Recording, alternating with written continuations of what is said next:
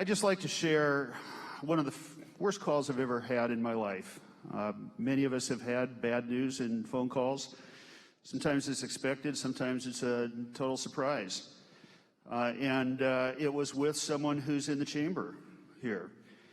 My very good friend, and this is not a professional courtesy, this is heartfelt, the good representative from the 13th Legislative District, and I called up to ask him how he was doing, and in a voice that immediately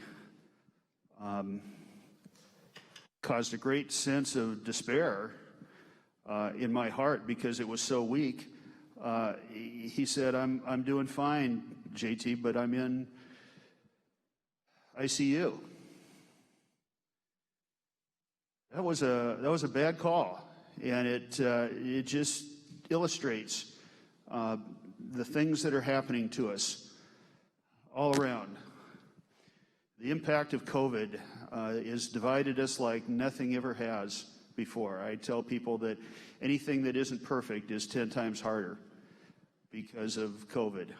And one of the things that divides us is that its impacts are so uneven.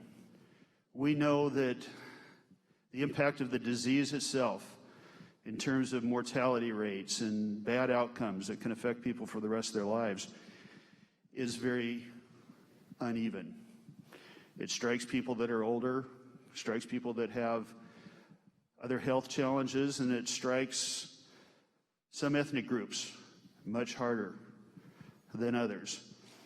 Madam Speaker, the members of the House Republican caucus represent many of those people, and we are very concerned.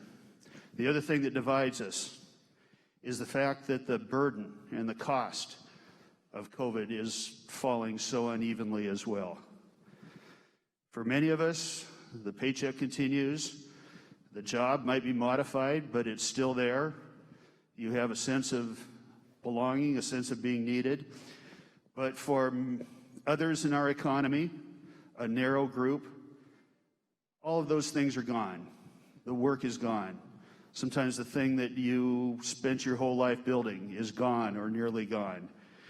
And Madam Speaker, I am so happy that we are here to work on these things.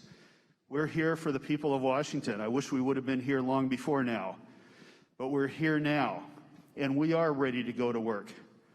We hope that we can see immediate action to help even out the burdens and to relieve the burdens that people clear across Washington are bearing because of COVID and our reaction to COVID. Madam Speaker, many in my caucus are as concerned as you are about the recent events in our country, the violence, the breakdown in civil order. This has been happening all year. It isn't just one day.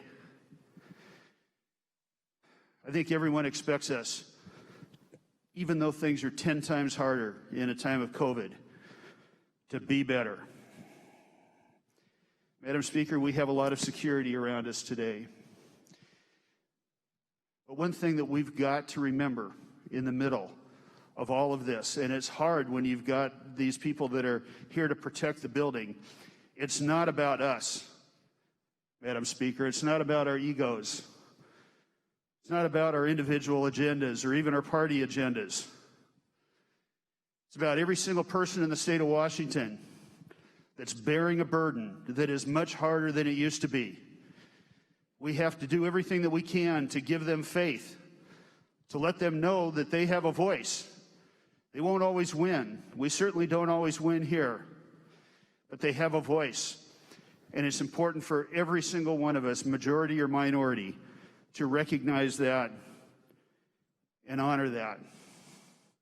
Madam Speaker, we are all ready to get to work. That was a great speech that you made about it's time to get to work. And it's not just about the policies here. It's about figuring out how to rebuild trust, how to be better than we've been, how to reject name-calling, shaming, all of the empty things that have been tried for the last several years. It's time to recognize that there's one thing that each one of us have control over, and that's the example that we project to people clear across the state. And there could be no more important time to do that, because I don't think anyone doubts now that the future of our families, the future of this institution, the future of Washington, and the future of our country is at stake. It's not about us. It's about those things. Let's be the best example that we can. Thank you, Madam Speaker.